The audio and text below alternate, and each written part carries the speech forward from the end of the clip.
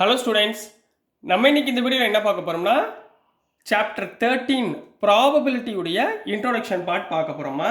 சரிங்களா, மொதல் ப்ராபபிலிட்டினா என்ன அப்படின்றத ஞாபகத்தில் வச்சுக்கோங்க. சரிங்களா, ஃபஸ்ட்டு சாப்டரோட நேம் முதல்ல என்னன்னு உங்களுக்கு புரியணும். ப்ராபபிலிட்டினா என்ன அர்த்தம்னா சான்சஸ்ன்னு அர்த்தமா. என்ன அர்த்தம்?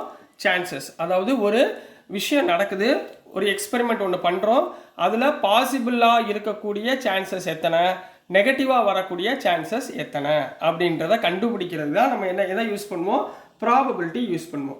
இந்த ப்ராபபிலிட்டி எப்படி இருக்குன்னா த்ரீ டைப்ஸில் உங்களுக்கு சொல்யூஷனை ஃபைண்ட் பண்ண கொடுத்துருப்பாங்க. ஃபஸ்ட்டு டைப் எப்படி இருக்கும்னா பெர்சன்டேஜில் இருக்கும். எப்படி இருக்குமா? ஃபஸ்ட்டு டைப் பெர்சன்டேஜில் இருக்கும். ரெண்டாவது டைப் எப்படி கொடுத்துருப்பாங்கன்னா ஃப்ராக்ஷனில் கொடுத்துருப்பாங்க. மூணாவது டெசிமல் வேல்யூஸில் கொடுத்துருப்பாங்க. எப்படி இருக்கும்? ஒன்று பெர்சன்டேஜில் இருக்கலாம், அல்லது ஃப்ராக்ஷனில் இருக்கலாம், அல்லது டெசிமல் வேல்யூஸில் இருக்கலாம். ஃபார் எக்ஸாம்பிள், இப்போ 20% ஆஃப் வேல்யூ கண்டுபிடிங்க அப்படின்னு கேட்டிருந்தாங்கன்னா நீங்கள் 20% எடுத்துகிட்டு பண்ணலாம், அல்லது 20% எப்படி பண்ணலாம், 20/100 இப்படின்னு எடுத்துகிட்டு பண்ணலாம், அல்லது 20/100 கேன்சல் பண்ணிங்கன்னா என்ன வரும், 0.2. So decimal value.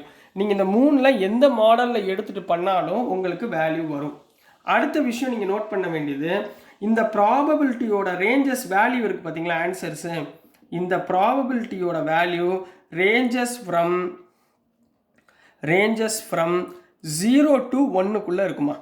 அதாவது நீங்கள் ப்ராபபிலிட்டி எந்த வேல்யூ எடுத்துகிட்டு எந்த ஒரு வேல்யூ ஈவெண்ட்டை கண்டுபிடிங்க.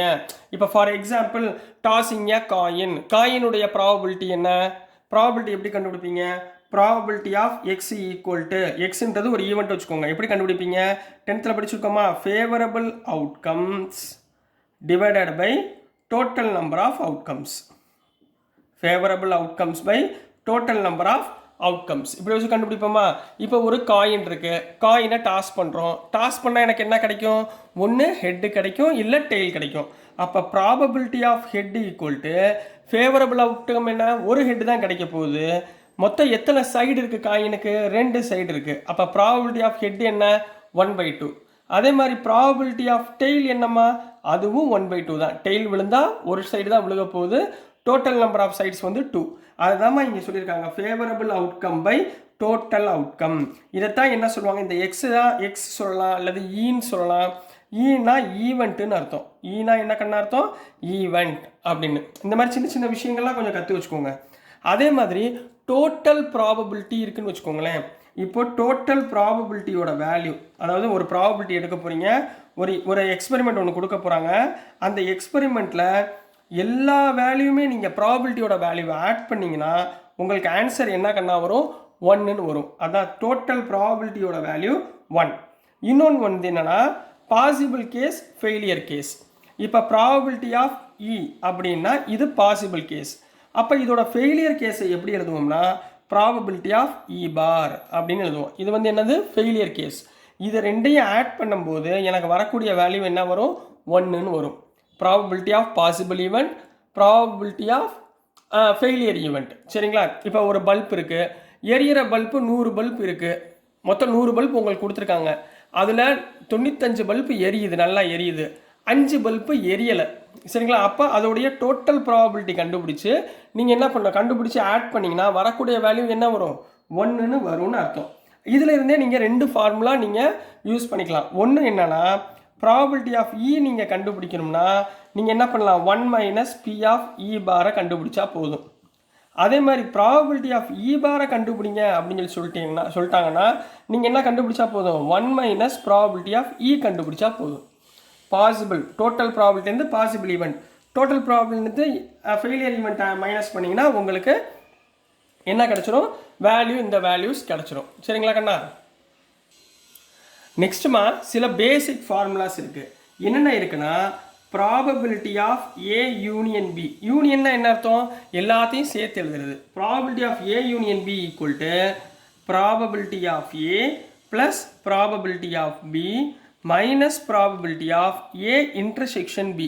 இன்டர்செக்ஷன்னா என்ன அர்த்தம், நம்ம 10th படிச்சிருக்கோமா. இன்டர்செக்ஷன்னா என்ன அர்த்தம், காமன் டேர்ம், காமன் வேல்யூ அப்படின்னு அர்த்தம். ரெண்டுக்குரிய காமன் வேல்யூ தான் இன்டர்செக்ஷன். சரிங்களா, இப்போ இதே இடத்துல probability of A intersection B கண்டுபிடிங்க அப்படின்னு கொடுத்துருந்தாங்க. நீங்கள் என்ன பண்ணுவீங்க, ப்ராபபிலிட்டி ஆஃப் ஏ கண்டுபிடிச்சிட்டு plus probability of B minus probability of A union B.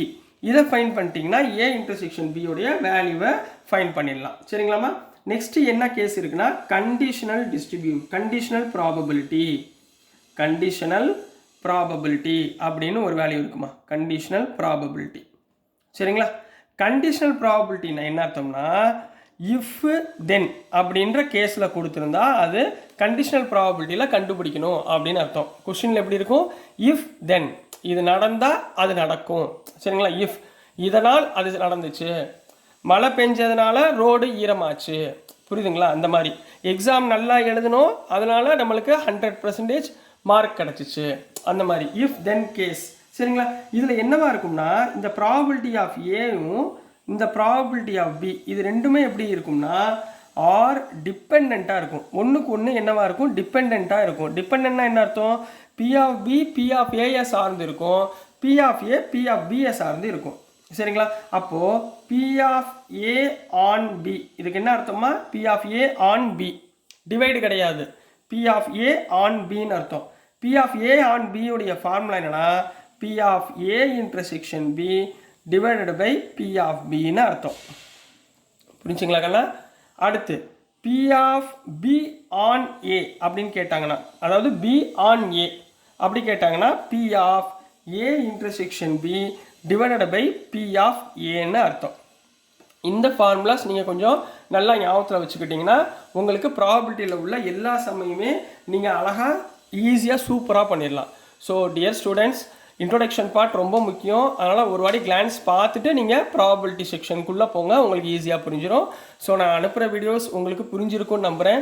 பிடிச்சிருந்துச்சுன்னா மறந்துடாமல் லைக் பண்ணுங்கள், ஷேர் பண்ணுங்கள், மறக்காமல் சப்ஸ்கிரைப் பண்ணி சப்போர்ட் பண்ணுங்கள் ஸ்டூடெண்ட்ஸ். தேங்க்யூ.